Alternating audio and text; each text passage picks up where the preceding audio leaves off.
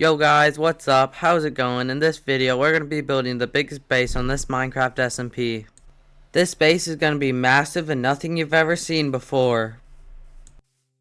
There's one thing that I haven't told you yet, and that is that the owner of the server is going to be coming around in 1 week to judge our bases for $250. Since we don't have much time, let's get straight into this video and get all the materials that we need. Real quick to show you how big this base is going to be, this is about the majority of the materials that we're going to need. Let's start off by building our cactus farm. While I'm doing that, let me tell you about this competition. It takes place on PryorMC.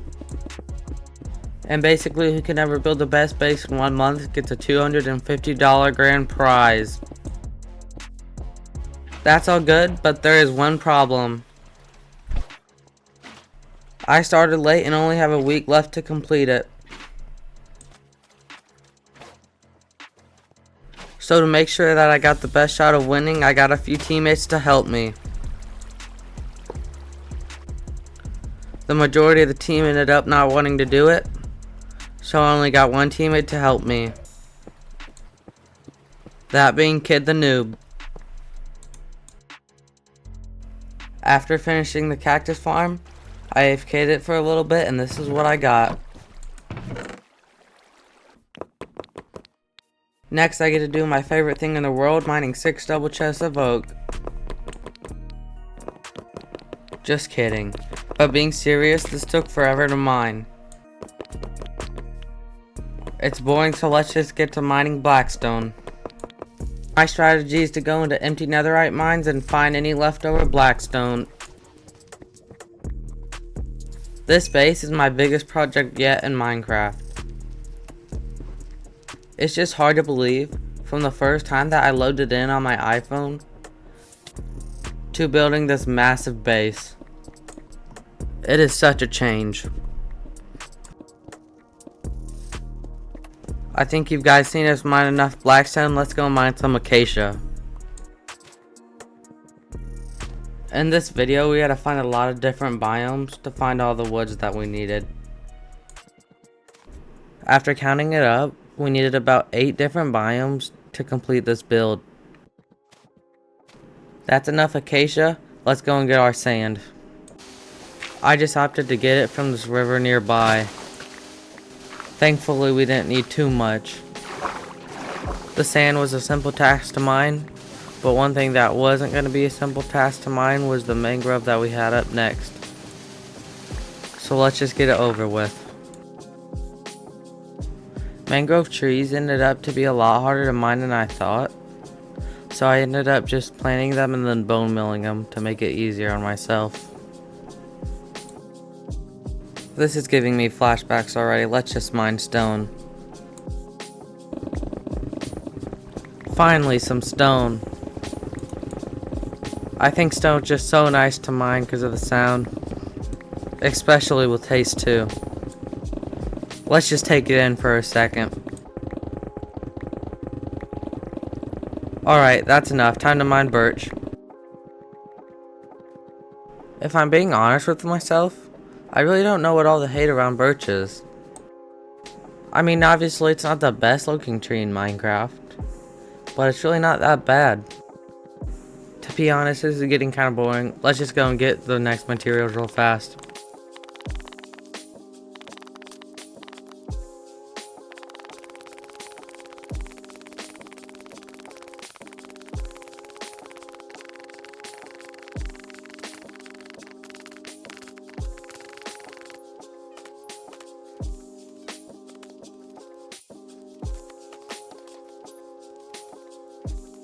We finally made it to the last material that we need, oak leaves. One good thing about this is that while I was collecting materials, my teammate Kid was able to start work on the base.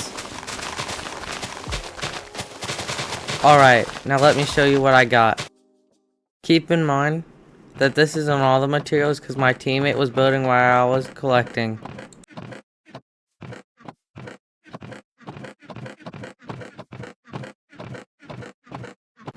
Now that all materials are collected, I can help my teammates start working on the base. In the beginning, I didn't do much. I did a lot of the smaller builds and tasks. But in the end, you'll see that I really came in clutch. I end up stripping these logs and finishing off this wall. It was so satisfying for me, I just had to leave it in. After that, I began finishing the tree that my teammate started on.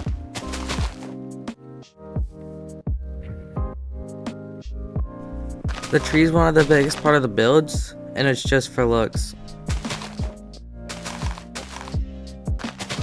The things that my teammate did while I was collecting materials was start on the tree, building the walls of the base, and starting the inside of the base. And here's the tree complete.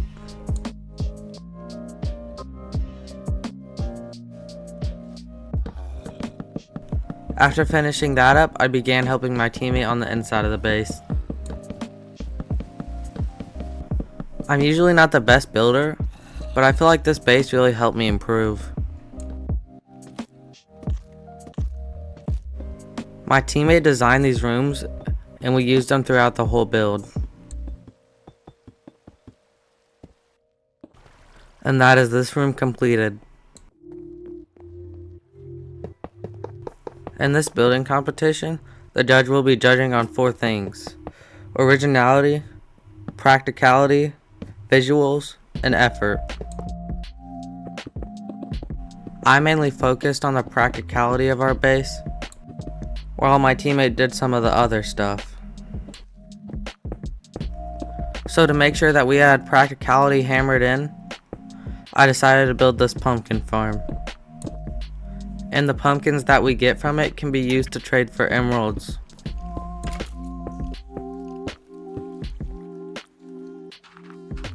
And here's that pumpkin farm completed.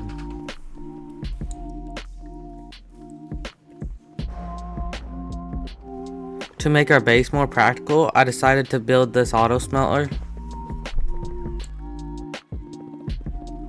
It was a pretty simple build, so it didn't take me that long.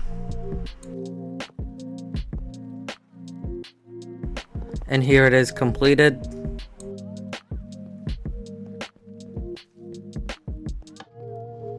Next, for even more functionality, I decided to build the sugarcane farm. Same thing as the auto smelter, it didn't take me that long to build.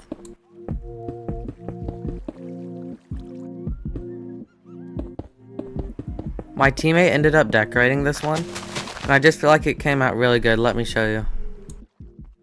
I just love the contrast between the two glass. After that, of course, I still wanted to make our base even more functional, so I built this stone generator. Just like all the other farms, it was pretty easy to build. But there was one thing that was pretty hard to understand, and that was the redstone of it. But I eventually figured it out and got it to work half of the time.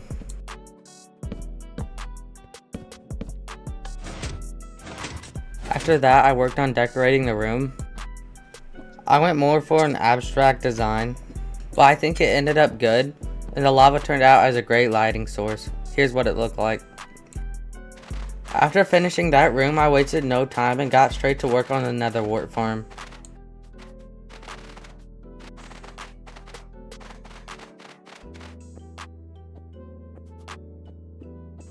After planting the nether wart, I ended up making a potion brewing room too. And here's what it all looks like.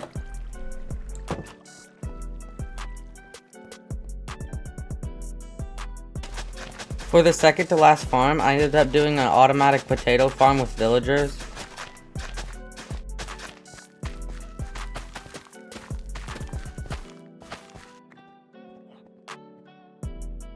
Thankfully, the villagers weren't super difficult to deal with.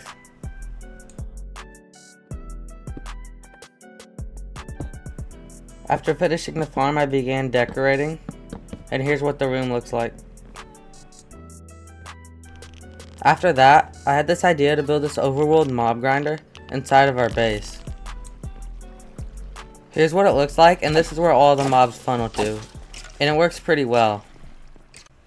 Hey guys, at this point in the base, the whole inside's done. But we had this idea to build this big stone wall at the bottom of it. We were gonna build just pillars, but we ended up not doing that because it didn't look very good. Guys, there is one bad thing about this idea, is that it's 12 o'clock at night, and the judging is tomorrow morning. And when we thought of this idea, we had none of the materials either. It was crazy too because we ended up staying up till 5 o'clock in the morning just trying to get all the texturing right. Here's a quick time lapse of just a little bit of the wall.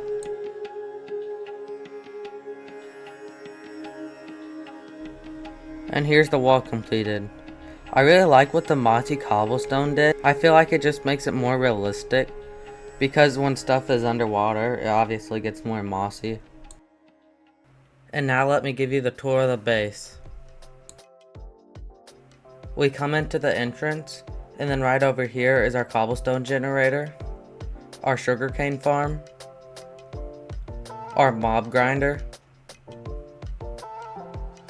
our auto smelter, our potato farm, our pumpkin farm, netherwort and brewing area. And then you come upstairs to our chest area, our crafting area, our trading hall, our enchanting room, our nether portal, our respawn room, and our room with all our treasures. Now that our base is completed, it was time for Pryor to judge it. He slowly went through all of our base, checking every room. And I was on edge the whole time. It was hours and hours of hard work that just came up to this one moment. And this is the score that we got. It's got like a lot of different cool things. It's utilizing the space well. I gotta rate it high. So in terms of originality, that's a 10 out of 10 originality. I'm gonna say tree pyramid, that's what I'm gonna call it. So in terms of originality, I'm gonna have to give that a 10. In terms of effort, I'm gonna have to give that a 9.5, only because they haven't been on server the entire time. Because if someone was grinding the entire series, then I think they get the effort. But they definitely went all in. They grinded like crazy. In terms of looks, I mean, it looks amazing. I'm gonna have to give it a 9, because there obviously it looks amazing, but there are things to improve on. Especially with I'm rating this harshly. Just be sure, know that. Because if you see, it's like there are a couple things that can be improved. So it's not perfect, but that's fine. Obviously, I'm not looking for perfection. I don't think anyone is going to get a 10 in that regard. So practicality, it's got like the respawn room. It's got all the different things you need, all the different farms. It is very spread out, not super efficient, but in terms of practicality, I'm going to have to give that a 9 too, just for the same reasons. It can be improved. After Pryor judged all the other bases, he decided he was going to travel to Who's Ever Won. It was crazy. As I seen my base load into the distance, I could not even say anything. I was so mind-boggled. I was shaking as I realized that all my hard work paid off, and I won that $250 grand prize. And it's the tree base. Winner of the $250 build challenge is the tree base, because of how original it is. It didn't take... Inspiration is great. Yo guys, thanks for watching. I mean, that's just really crazy. We made it. We did it. It's just awesome. Thanks for watching this video and see you next time.